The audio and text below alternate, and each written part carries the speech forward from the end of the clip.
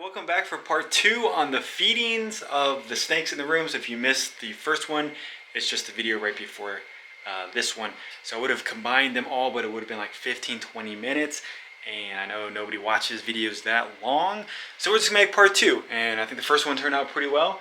The second one is about the newer-ish ball pythons, if you guys are interested in that. Some really cool morphs, or at least I think they are, which is why I got them.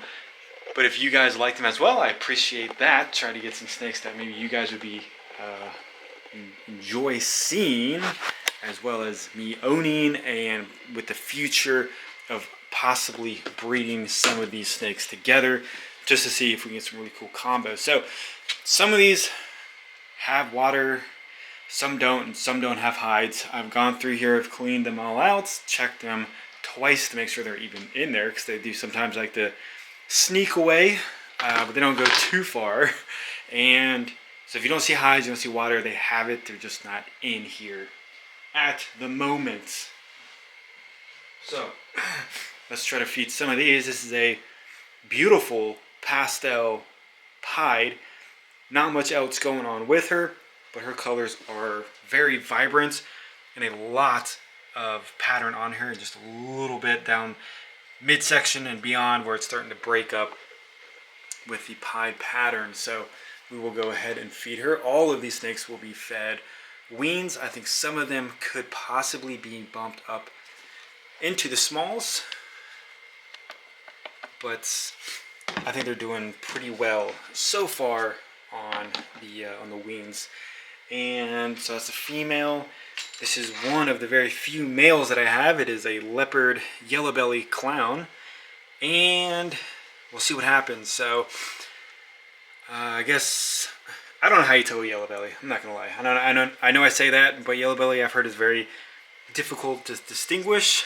But I did get this from a very reputable breeder, and I don't think he would be lying about it.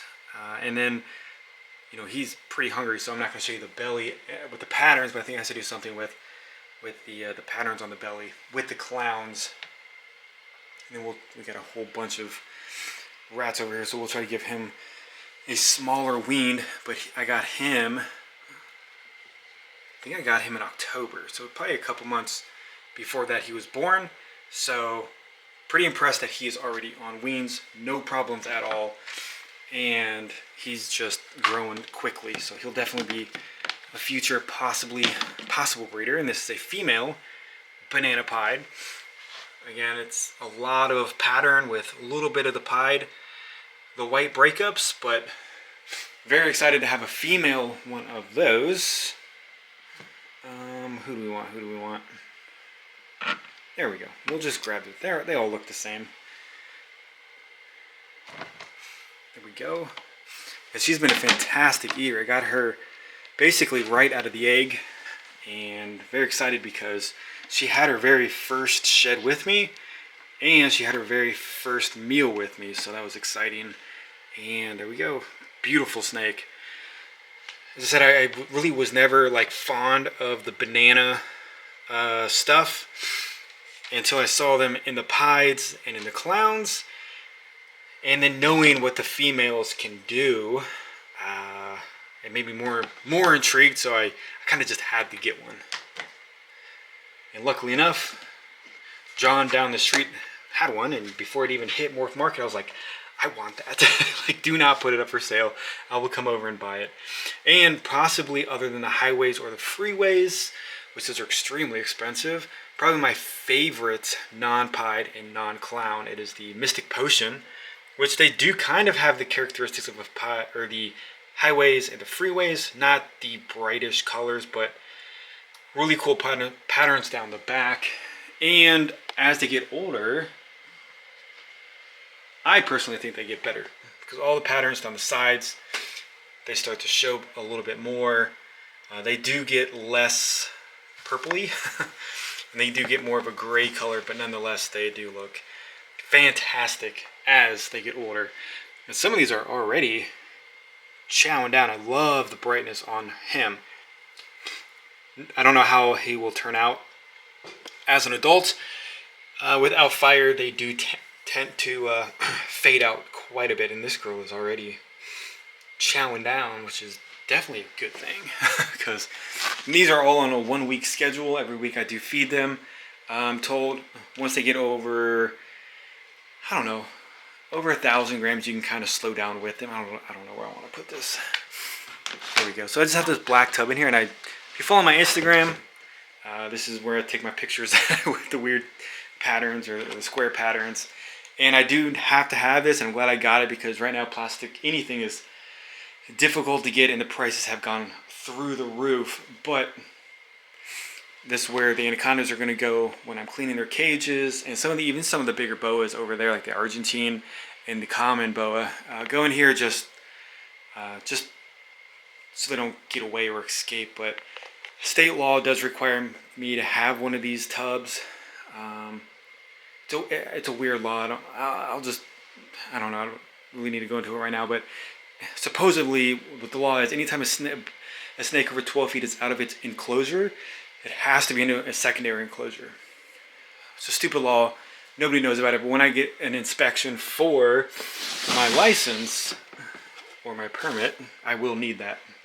So I think all of these are pretty preoccupied right now. I think I can leave the lids on other than that guy. So we'll check out. So we got one male, 3 male, and my 4th male is up here, which we'll see him soon. So there's an Orange Dream Enchi leopard pied. So a lot going on with him. Very excited to see what he can do, not just this year, but in the following years, because I'm very excited. And we'll see the pairing that I really want to put him to, but we are a year away from her. So let's feed on. Let's feed the IMG VPI. So guys thought I was just gonna be feeding the ball pythons, huh? This girl is gorgeous, and she's a 2021. Very, very beautiful and a large snake for her age, I think, and she's just phenomenal. Getting better with age, coloration, and she's pretty calm too. So definitely something I'm excited about. So I can handle her, take more pictures with her. And we'll do the other IMG, Motley, Hypo, Jungle. There's a whole bunch of other stuff in there. But she's darkening up very well. She's 2020. She's 2020. So when I got her last year, 2021, she was dark, but not that dark. But she's much darker as of now. So let's feed. Some of these are a little bit more difficult to get to and show you guys. So I might have to stop the camera, pull these down, and restart the camera as well. So hopefully you bear with me and we will check these out. So this one is the Superfly Clown, beautiful snake. It's very very hit or miss if she wants to eat off the tongs. So normally I'll put that in there and it's gone within an hour. Same with the Mahogany Pied, which we will see here shortly, but let me pull those two down and we'll feed them. Okay, so we'll look at the 4th male that I have in the last male. It's Mahogany Pied, which I'm very excited about him. I'll try to put him to my black pastel pied. But here's another one that he does not like to be bothered while eating. So normally I'll just put that in there, and when I come back, it's gone. So it's always exciting when they, eat randomly. And then this is the girl that I want to put that Orange Dream, whatever pied to. This is a Fire Yellow Belly Enchi pied. So beautiful snake, a lot going on with her, a lot of potential with her.